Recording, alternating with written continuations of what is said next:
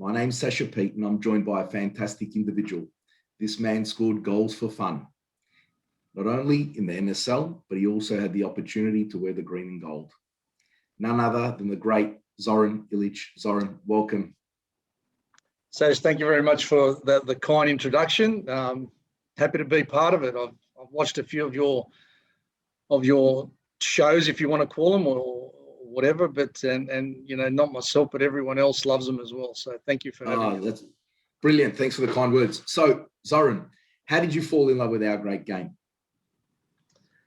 I come from a European background, and you know, my parents were born in Serbia, and so was I. I came here at a very young age, and you know, it's in your blood. You know, from the day you start walking, I think they give you a soccer ball, and off you go. So you know, I started at a very young age and kicking around with the locals in our area. I grew up in the Botany area, so you know, there was a lot of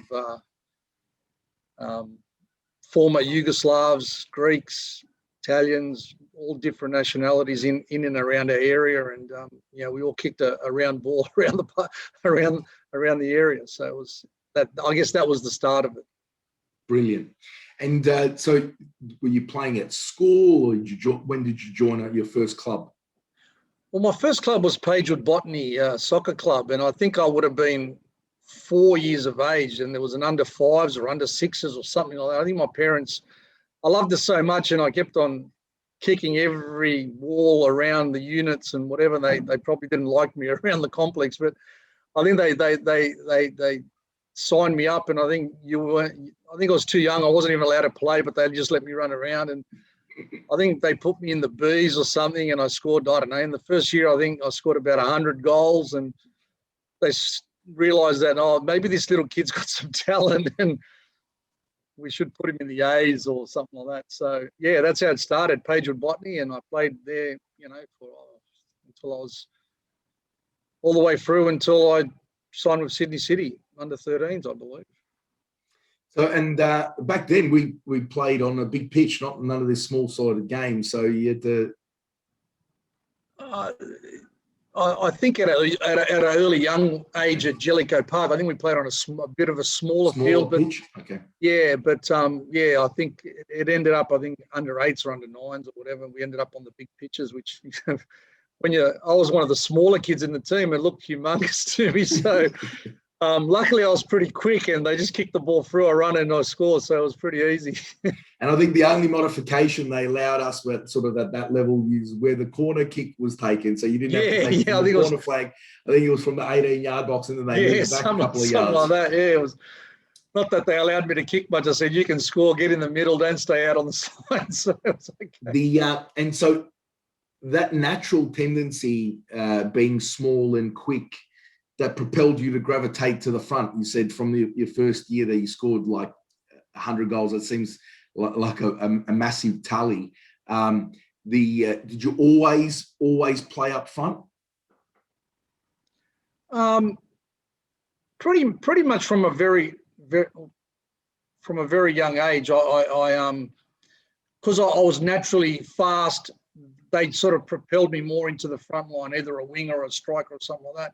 And you know, by having that speed, and I guess it's in today's game as well, you're normally propelled into either a wide winger role or a striker. So It was only a natural progression, and goals came very easy to me my whole junior career. So it was something that, you know, any coach wants a striker, even in today's game. So it helped me out that, you know, I could get past people pretty quickly and put the ball away. So yeah, pretty much striker my whole life. I played in the midfield a little bit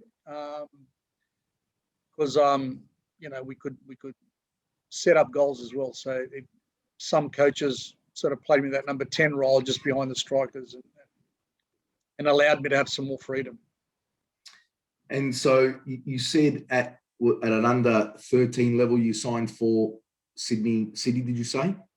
Well, we went through Pagewood Botany in the junior ranks, and then you know, you make the rep teams and so on, and you do well. I think we were runner-ups in Champion of Champions, and we made the local metro team and so on. And we got to the level where from under 13s onwards, you went to represent the club that was in. Yeah, the club that was in the higher leagues.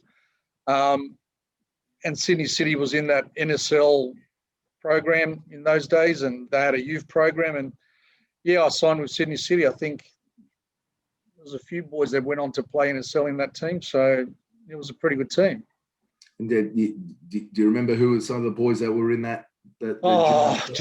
I mean, in my generation, I think Dave Barrett was in my generation. Peter Papithus, I think guys like that.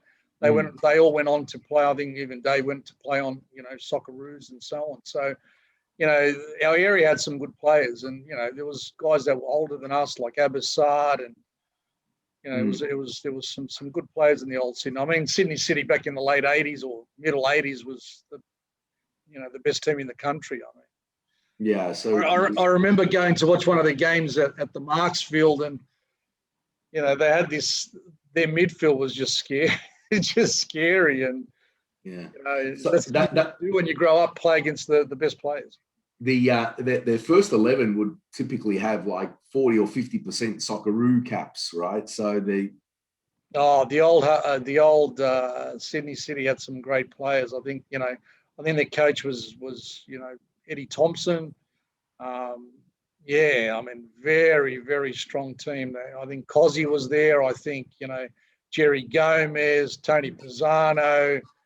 It was just, Yeah, it was star-studded, very much so. So so 13s, you're making representative sides. You're scoring plenty of goals. How did that progress from, let's say, that junior football? When did you first sort of start nudging into senior football? How did that progress? Well, we moved out of the area. So my parents moved from the Botany area, and we moved to the St. George area. So I ended up signing. I only played, I believe, half a season for Sydney City, and I ended up signing with St. George. And at St. George, I progressively went through the ranks up to under I think it was 20s or 21s or under 19s. I can't remember what it was. And in my first season, I did pretty well. I was, 16. I think I scored a dozen odd goals and played well. The next season, I won the Golden Boot. I think I scored 30 odd goals in 20 odd games. And Tony Krislovic and I were having, a battle of who's going to be the highest goal scorer in the competition in the youth comp. And I won the NSL Youth Player of the Year and the Golden Boot for that as well. And it was not only a natural progression that, when you get to that level that, the first grade coach looks at you. And I think I got my opportunity. I was 17 in a game against, I think we played against Preston Macedonia at St. George Stadium. And I ended up coming on and scoring. And the rest is history, I guess. Do you remember how you scored? Typically, your first sort of NSL goal sticks in the memory. Oh yeah, 100%. I think it was the last 5 or 10 minutes, and the ball came across from the left side. I don't know if Scott Ollerenshaw or someone crossed it, and I was just on I think it would have been just inside the 18-yard box. I controlled it with my right foot, and I think I planted it in the top left-hand corner. And quality. What was the celebration like? What was it? I can't remember. I think I ran towards the bench, and Frank ran over, and I gave him a hug. I think they picked on me for a long time after that. Yeah. Being a young boy going up to the coach is probably not the way to go. But no, I think everyone was pretty excited. When you get that first opportunity to play at a senior level, it's rather special, and to get a goal, you can never forget that. So yeah, it was pretty good. Might in the change room, it might not be the best thing to do to run up to the coach, but in terms of now coaching, I think it's a fantastic idea, right? If a player ran to me and hugged me, I'd be happy. So tell us, you brought up a fantastic name and a character of Australian football, none other than the great Frank Arock. What was his impact on you? Because he was definitely had unique sort of mannerisms and ideas about football. What did he mean to your footballing career? I think Frank was a bit ahead of his time. Today we have a lot of these academies and junior rep teams that have academies associated with them and so on. I mean, Frank in the old days helped us, a lot of us young players, because as a club, St. George, we didn't have the capital or the money that, you know, the South Melbournes or the Sydney Uniteds or the Sydney Olympics, where they could go, you know, and buy whichever player they want. You know, Ned Zelic, 40,000 bang, you know, sign him tomorrow. So Frank was ahead of his time, and he ended up setting up a program where a lot of us young guys used to train, you know, early morning or before training, you know, 4 or 5 times a week, where he educated us on the game. And, you know, he had coaches like Des Martin and Frank Lang, and I think it was Richard Ilic was there as well. There was a fair few very experienced coaches that educated us to be, you know, better players and could go on to play. So, you know, Frank had an impact, not just at Socceroos level or first grade level. He had a real impact on junior level players, where, you know, he took the likes of, you know, myself, Scott Orenshaw, Matthew Bingley, Andy Kotska, you know, Pedro Ricoy. You know, there was a lot of young players that came through the St. George junior system that went on to play first grade, and you know, went on to play Socceroos and so on. So I think the impact that he had, not just on myself, but a lot of other players, was that, you know, he took you from a young age and gave you the confidence and taught you the game and made you a better person and a better player. And, you know, you had the Socceroos coach at the end of the day coaching you every day, which was, you know, phenomenal to have at a club level. So, you know, I think a lot of boys really, really enjoyed that. And, you know, it was like a European program. You know, I went overseas a bit later in my career, and, you know, the European program is very similar, where it has, you know, it identifies players and it grows you into a better player later on. That's an interesting point, because St. George, like you said, wasn't the biggest spending team. So they had to find a way to compete. And part of that way is nurturing the youth ranks to come through. So credit to Frank and the other coaches that you mentioned. So you played at St. George for a number of years. Talk to me about maybe some of the games or highlights in your time there. Well, I guess for me, I was very lucky that in my first actual season, you know, I ended up playing a grand final. And,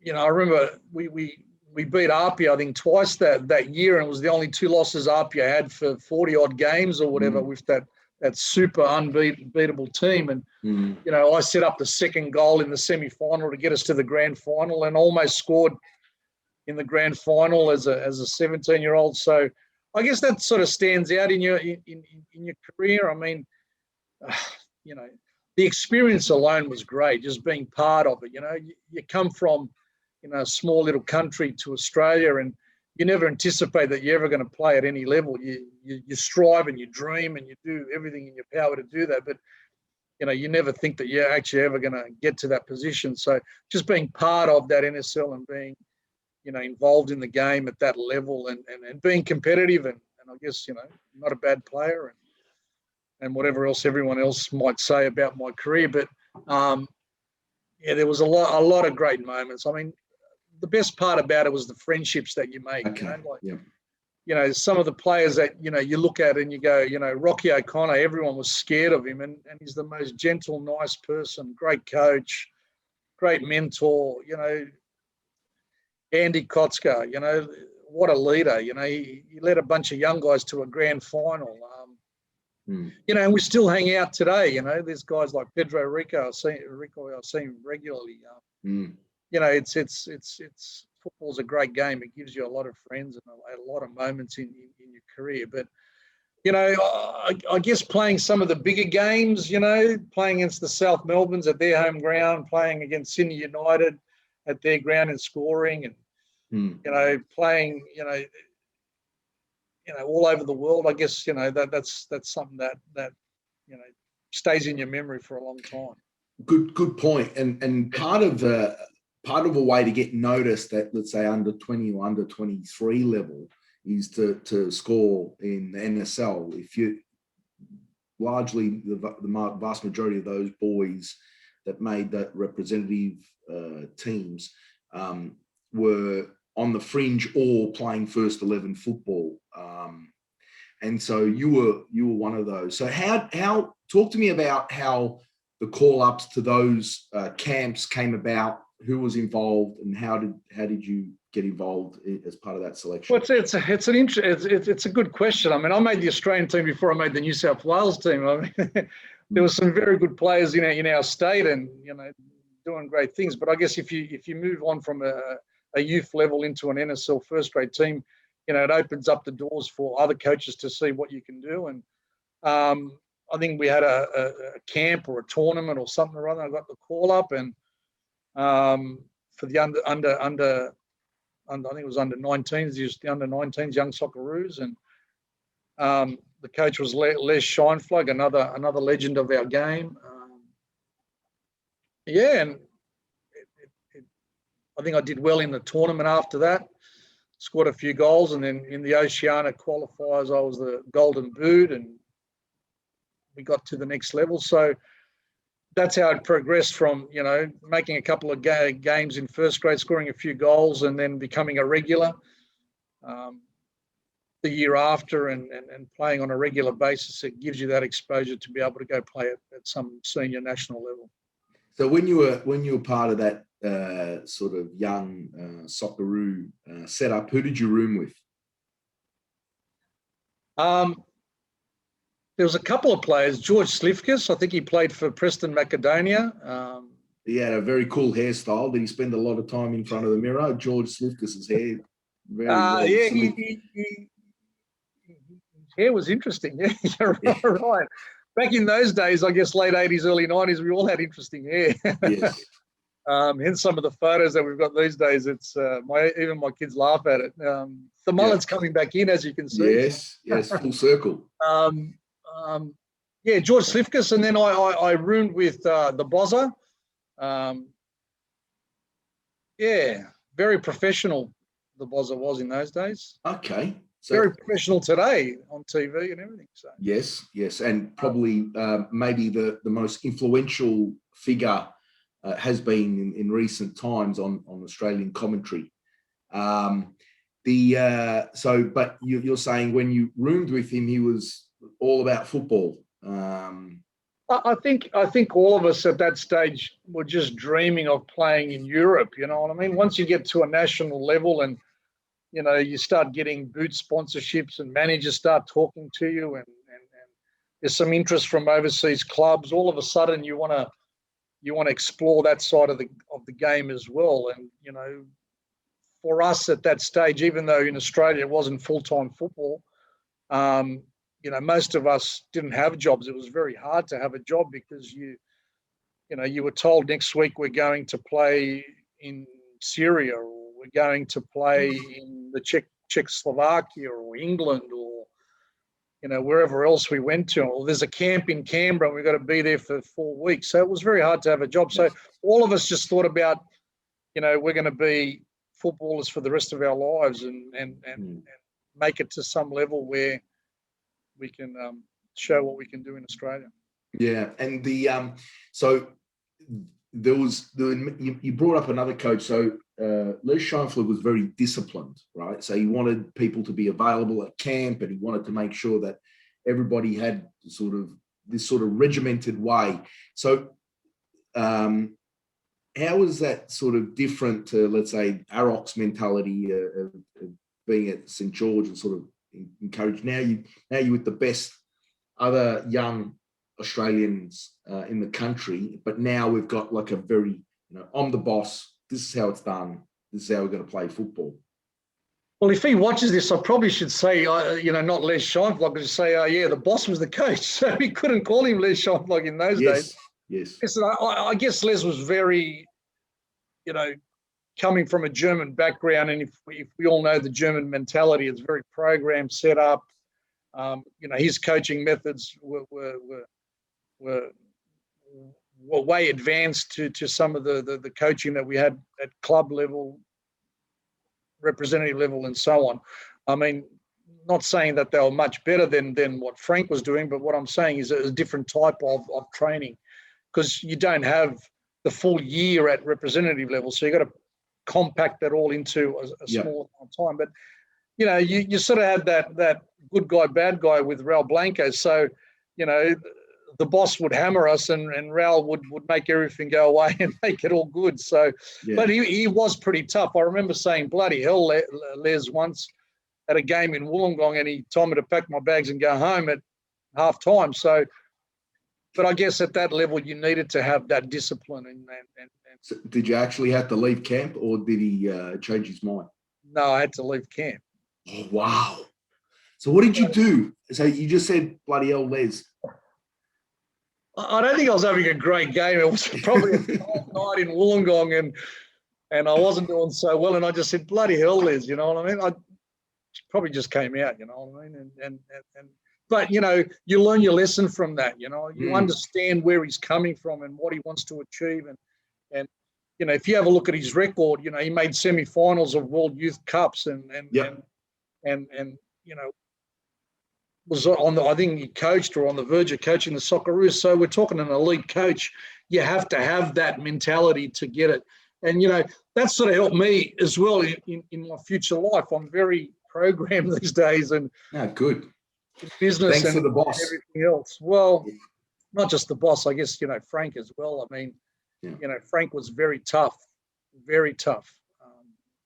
when it came to discipline and stuff like that. So, you know, a lot of the elite coaches had that in them. And if you look at, you know, these international coaches now, you know, the Klopps and you know, Guardiolas, and there's a lot of discipline and a lot of dictatorship, I would assume, at that level. Yeah.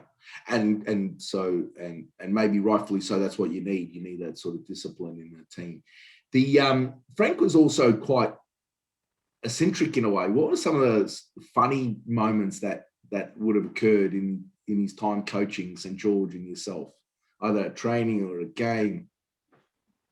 Yeah, Frank was very interesting. I mean, you know, he liked to have a laugh as well, so we could joke around and whatever. But when it was disciplined, it was disciplined. I remember, you know, I would have been 16 odd years, 16 and a half or something, and we had a pre-season game before the season, and I was training with the squad and so on. And I don't think I've ever received a yellow card in my life, let alone any caution. And he said, Zoran, if you want to play first grade, you've got to be a bit tougher. And I think we're playing into Monaro, and they were, you know, all 6'10" and 100 kilos, strong as anything. And I thought he meant by being a bit tough that I had to go kick people.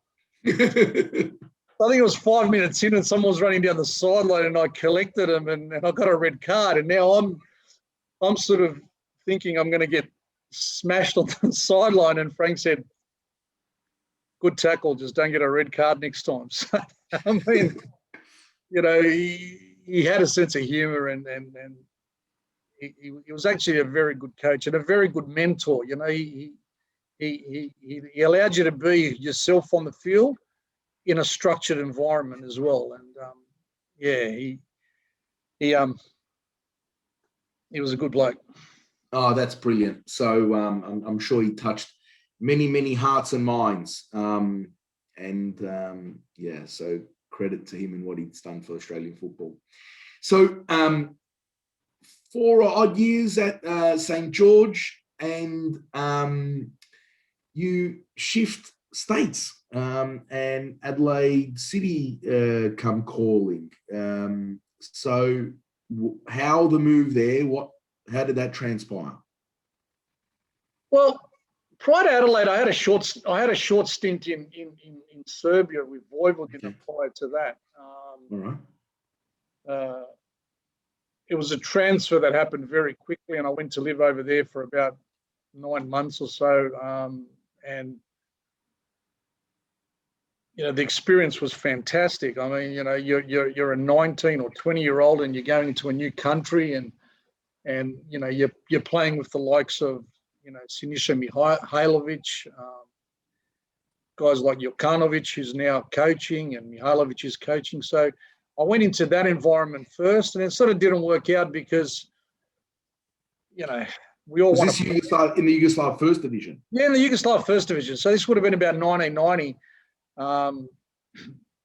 Yeah, I remember pre-season, we were training in Bosnia, in Sarajevo, and at our training camp, there was like 4 or 5 different clubs, and Red Star came there to do their pre-season training as well. And all the boys came from the Italy 90 World Cup to there. So you had guys like, Panchev, Savicevic, that generation. So that was my first sort of move away from New South Wales. And, it didn't work out the way we wanted to. And I came back. And then, St. George got relegated in that 90, I think it was 91, 92 season. Zoran Matic approached the club. I believe that I had a couple of good games against Adelaide prior to that, and he liked what he saw, and we had a chat. And Adelaide in those days was the premier club of this country. I think they made a couple of grand finals, always in the top 4 or 5. Majority of the team played for either the young Socceroos or the Socceroos or the Olyroos or any Roos that was associated with Australian football. So, for me, it was a no-brainer being one of the young up-and-coming potential players that could do really well, not just for, in Australia, but, maybe representative level. It was a no-brainer for me to go to Adelaide. And, I came in there to replace Aurelio Vidmar, who was a legend of our game, and big shoes to fill. Yeah. And, it was a different environment totally to what we experienced in Sydney. Okay, how so? Well, listen, Zoran had a different way of playing football than Frank, and going from a big city into a little city. Don't get me wrong, I'm not saying Adelaide's a little, Yeah, 5 people, but you need to adjust to all that. You know what I mean? It's not just pack your bags and drive down the road. You know what I mean? You need to adjust to a new city, a new environment, and that takes a bit of time. The brand of football was completely different. Zoran had a very structured way of playing football, which worked very well. And, so it took me some time to get to know all that and understand it and program it into my game. and so that idea of getting the ball out wide down the line and cutting it back, that repetitive nature. I interviewed Zoran. He was very, very, very prescriptive of how he wanted. So if you couldn't dribble, I remember him saying, like commentary, Sully plays, you couldn't even dribble a chair if you wanted to, right? So he also had a bit of a sense of humour. But sorry. I said, I think I dribbled too much for him. Yes, yeah. That idea of if you dribble too much, he would say, I remember he'd tell people you couldn't even dribble a chair if you wanted to. So but very sort of his mentality of a set way to play, and that's one thing. Very disciplined at the back and moving forward in a sort of set passing patterns, modern passing patterns. I think he introduced that, late 80s, early 90s, those continuous passing patterns that Adelaide would, it would seem natural when you watch him play, but, there was obviously a lot of structure to that gameplay. How did that work? Tell us about that. Well, it's like, I guess, the way Guardiola plays his way of his brand of football today. Everyone has their own structure, and they put the players in those positions to make sure that they follow the instructions and the gameplay. Zoran did that probably better than any other coach at that time. I think there wasn't that type of gameplay or that type of structural game in our competition. And he had players that were in the team constantly for a very long time who understood that game, and he only brought in a couple of new players every year to sort of strengthen or replace players that have gone or so on. So for me as a player coming from a team that was working a lot on counter attacks and blocking, not scoring, receiving goals, to a game where it was very structured. You knew, and I remember one of the first or second training sessions, he said, "Zoran, I want you, do you know what parabola is?" And I went, "You mean parabola?" And he goes, "Yes, parabola." And I went, "Yeah, it's sort of like an oval shaped pass or something like that." And he goes, "If you get the ball here, you parabola the ball over there." And I went, "Okay." And it's so funny, you don't realize until you actually play the ball that it actually sticks in your head. So there was a lot of stuff that he implemented and he wanted us to do during the game. You know, I remember on one of your other interviews, you know, he didn't like you cutting in and shooting, rather have you cross. I think I got subbed once, even though I scored. Yes, he didn't care if you like scored and did the wrong we thing. weren't allowed to do that. So yeah, there was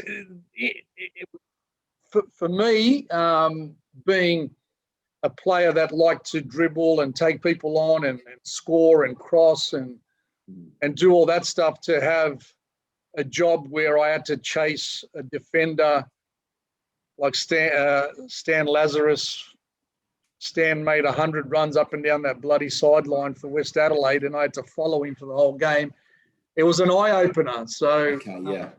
But, you know, you can't argue with his system. I mean, he made 4 or 5 grand finals in the 90s and 1, 2 or 3. So the system worked. And let me tell you, there was some great players at that club. I mean, you know, Alex Tobin, Milan Ivanovic, Shillaby, Zabika, Mullen, you know, Ernie Tapai. Yeah. You can go on and on, you know. Quality. Yep. Serge Melter, I think he played 4,000 games in the NSL. Yes. I think he was 92 when he retired. Yes. So who can forget Sergio Meltar? What an engine that man had. So you after Adelaide City, you come back to New South Wales for a bit, and then you head back overseas. So well, you know, I only stayed one season, even though I think it was a 2 or 3 year contract. I only stayed one season in Adelaide. It just didn't work out the way I wanted it to work out. Yeah. You know, it just wasn't the environment for me. And I got injured the last game I think I played 20 out of the 24 games during the regular season. And I think we won the cup that year as well. And we won the league. And I don't know, we came 4th in the league and we won the grand final. I got injured last game of the season against Preston Macedonia. I think I was through onto the keeper, and Spasevsky, the left back or something, clipped me and I did my knee, and I had to have a knee operation after that, and I couldn't play the semis or the final, so that was a bit disappointing, and it just didn't go the way that I wanted it to go, and yeah, I unfortunately I left, and then because of my injury I couldn't go to the Olympic Games. I was in that 1992 Barcelona Olympic squad. Yeah. Played. And what a squad that was. That was like elite squad. Well, that generation is probably the generation that you could highlight after the golden generation of that 2006 World Cup team. Yeah. You had some great players in that squad, and to be part of it was fantastic. To be a player within that team was, you understood at what level you're playing at if you're playing with the likes of the Bosniches, the Zeliches. Yeah. Damien Morey was in that squad, Paul Ocon, Johnny Phelan, there was, Dominic Longo was our captain, and just, a lot of Socceroos in that squad. Yeah. A lot of Socceroos. So, So how bad was the knee injury? Was it just like a clean-up? I had a partial tear in one, I don't know, crucial lateral, one of those ligaments. And I had to have, in those days, it's not like today where it's keyhole and all that other stuff that goes along with it. you either stitch it back up or you put plaster and you hold plaster for 6 months for it to heal and so on. So I went for the latter option. So they did, I don't know, some little stitching up and whatever. And I couldn't play for a long time. I went back home. I was depressed a bit, I guess, at the end of the day. And, the coach from overseas called and said, do you want to come and have a play with us? And it was a local club where I grew up. Sorry, where I was born. And they were playing, I believe, in the second or third division in those days. And I went there and,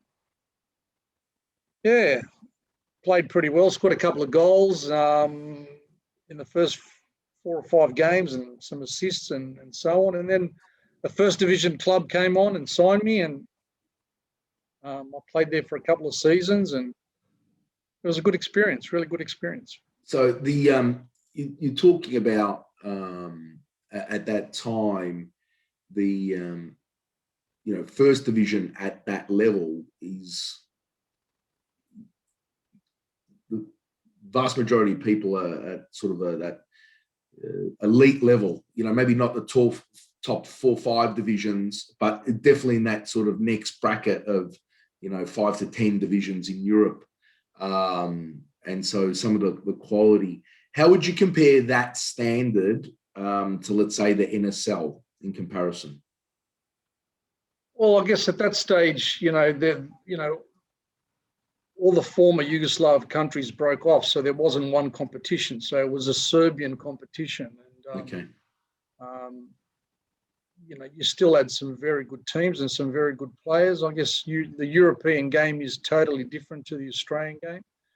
A lot more structured, technical, more concentration, box inside the box or just outside the box area. So the midfield was sort of an area where, there was a lot more time on the ball. So once you get into the final third, it was a lot more structured and controlled, if you want to use that word.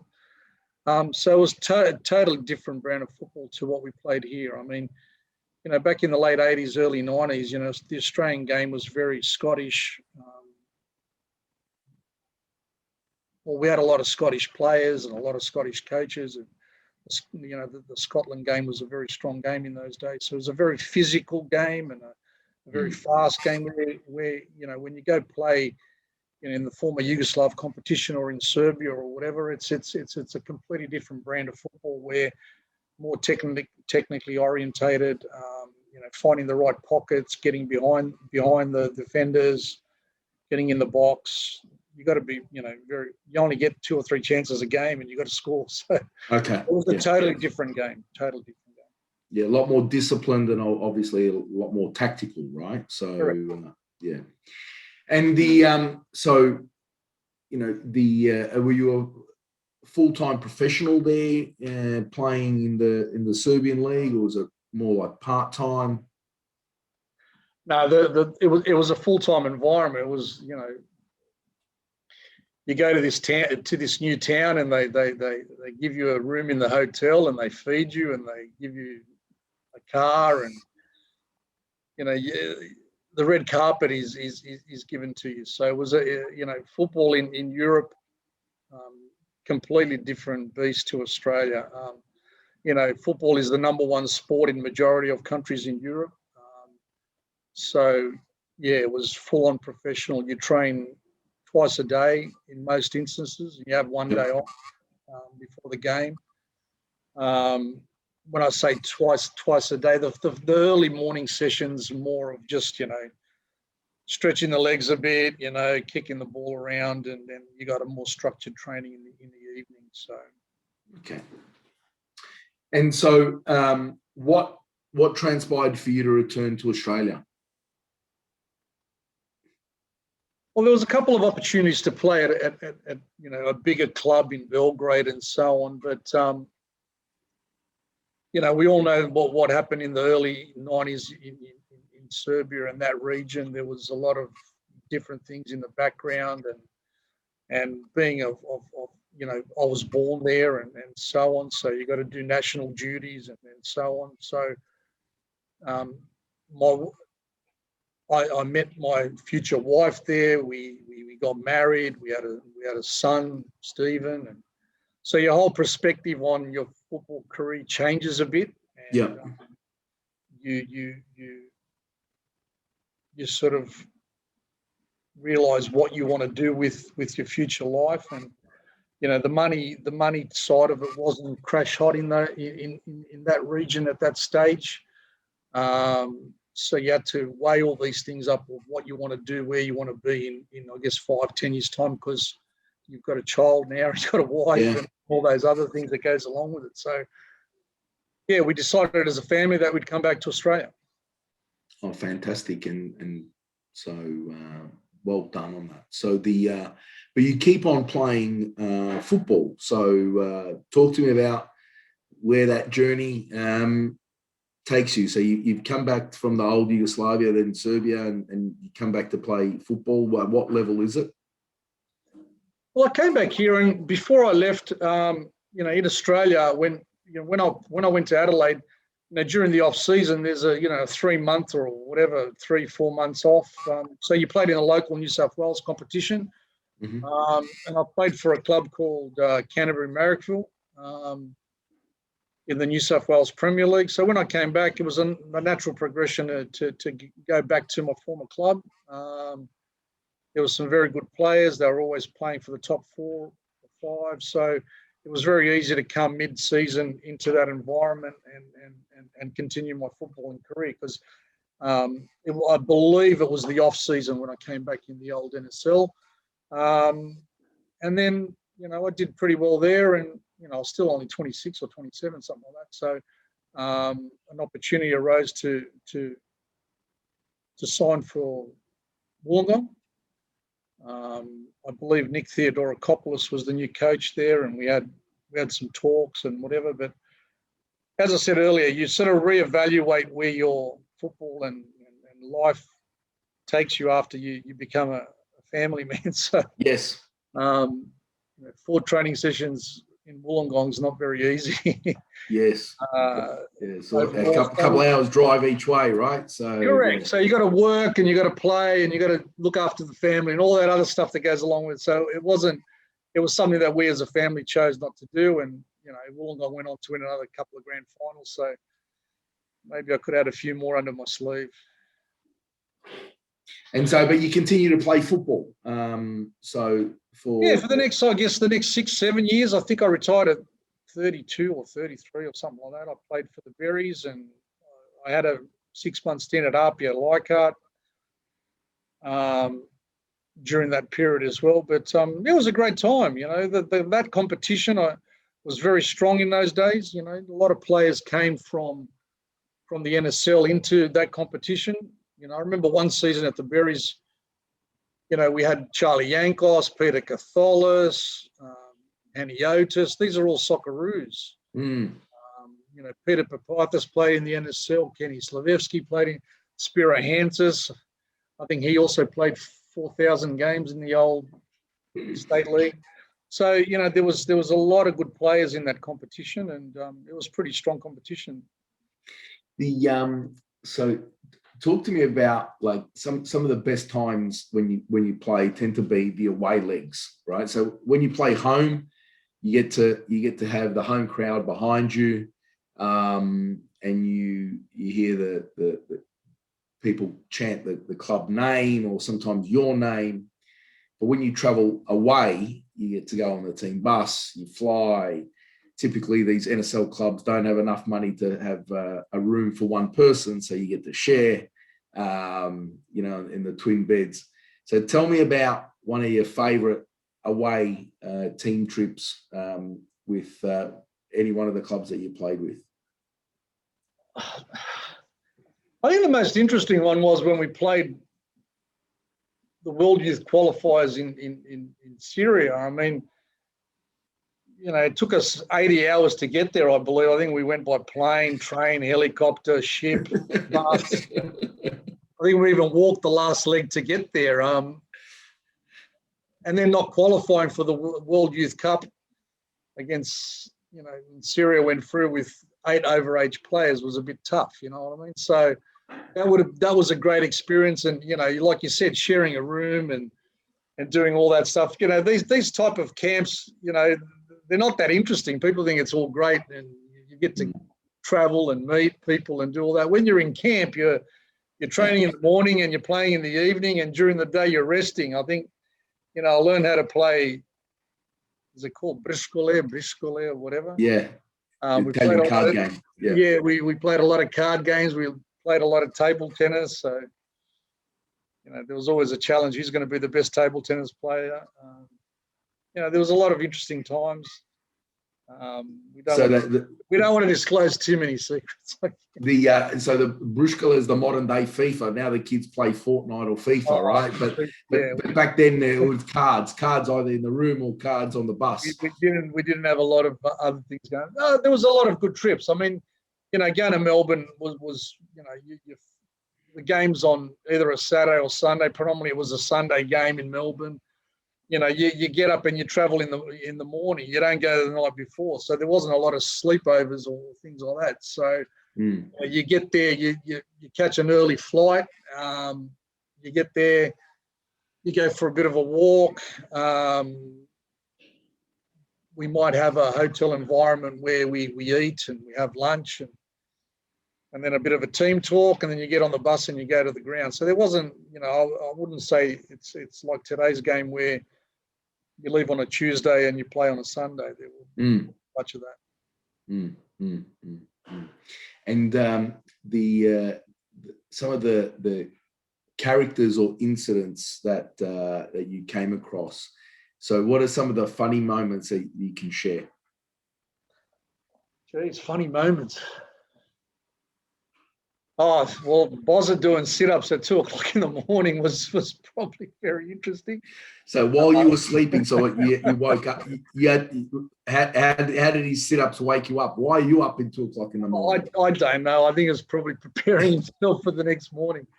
We all had very, very close relationships. So, you got to remember that a lot of us, even though, at NSL level, it wasn't a full-time environment, we spent a lot of time together. But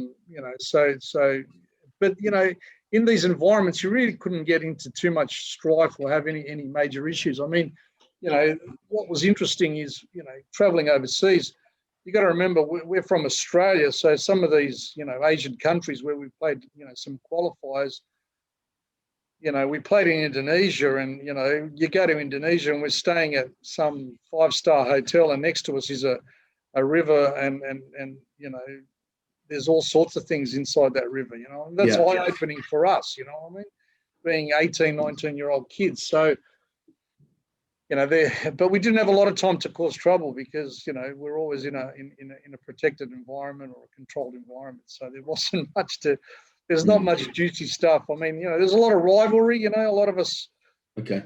In the old days in the NSL, everyone's fighting for a position. So, it was very passionate at training.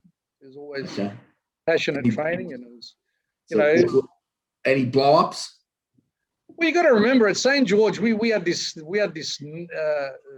netted area behind the stadium. I'm not sure if you remember that or not, but there was a lot of strong tackles that used to go on there, and it taught us how to be very strong footballers and good footballers, because I think it was 25 meters by 50 or something like that, and you'd play against, say, like a Dave Radcliffe, and, Davey was probably one of the strongest defenders that you could play against, and you really learn how you can't, go through a net, and now, a steel net. It's the buggery out of you. So yes, you learn how to become very tough on that. But, there was some very good times there. And so would you say that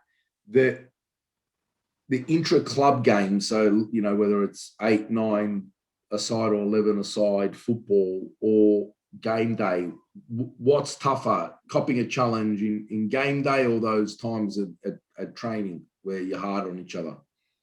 Listen, in a game environment, it's hard. You got referees and things like that, and you can get yellow cards, red cards. In the nets at St. George Stadium, you got Frank Arock screaming, "Don't break him in half." So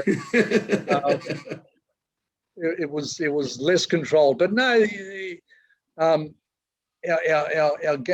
training games were very similar to our game day environment because, you know, I'd guess at other clubs that had bigger budgets, it was probably even tougher where you had, you know, the South Melbournes where they probably had two teams within one team, you know what I mean?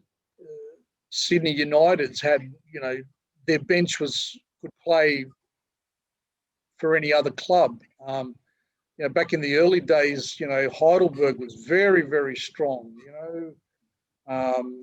You know, a lot of these teams, I would assume that their training games were, you know, possibly even tougher than some of their real games on the weekend. So, and if you had to call out a favourite teammate, who would you say that would be? Oh, it's St. George. We had a lot of good people around us, and a lot of us grew up together because we're in around a similar age group. So, you know, 4 or 5 years apart. There was a guy that I used to get along fairly well because we both lived in and around Torella, which is just near St. George Stadium. Peter Petkovsky, he and I got along very well with Grabevsky, Michael Grabevsky. Also got along very well with Pedro Ricoy.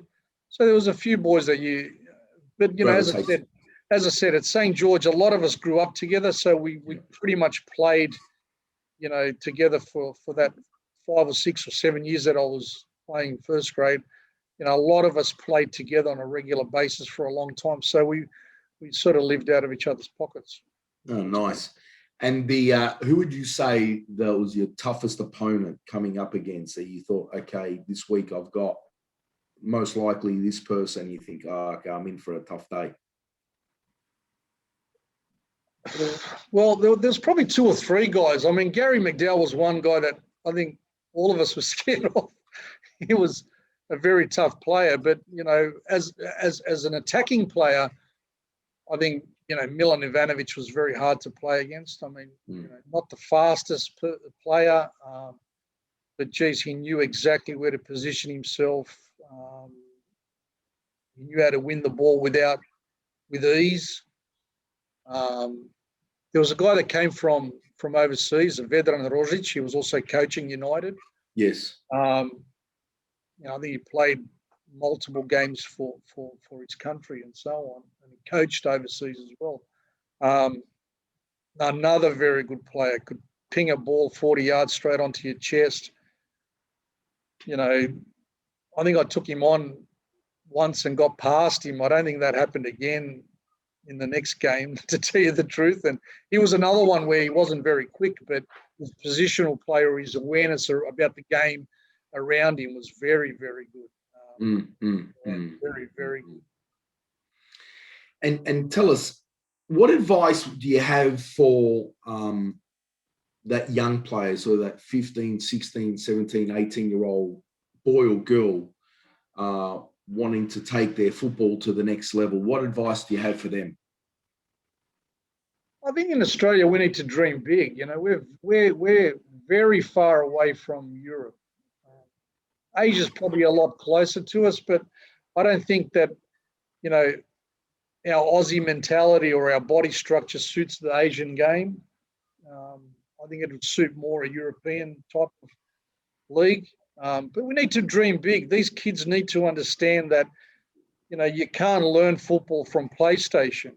You know, when we were younger, you know, when I made my first grade debut at, I don't know how old I was, 16, 17, I already played games against older men from the age of 13 with my dad and my uncle, with their friends at the local park, or we'd go to the beach at Bronte and you'd play against 40-year-old men from South America, and, you know, we'd play at Centennial Park tournaments against, you know, teams like Colo Colo and so on. These are all adults, and we were 14, 15 years old. So these kids got to realise you got to play more and more. Like when we were younger, we used to go to parks and play all the time.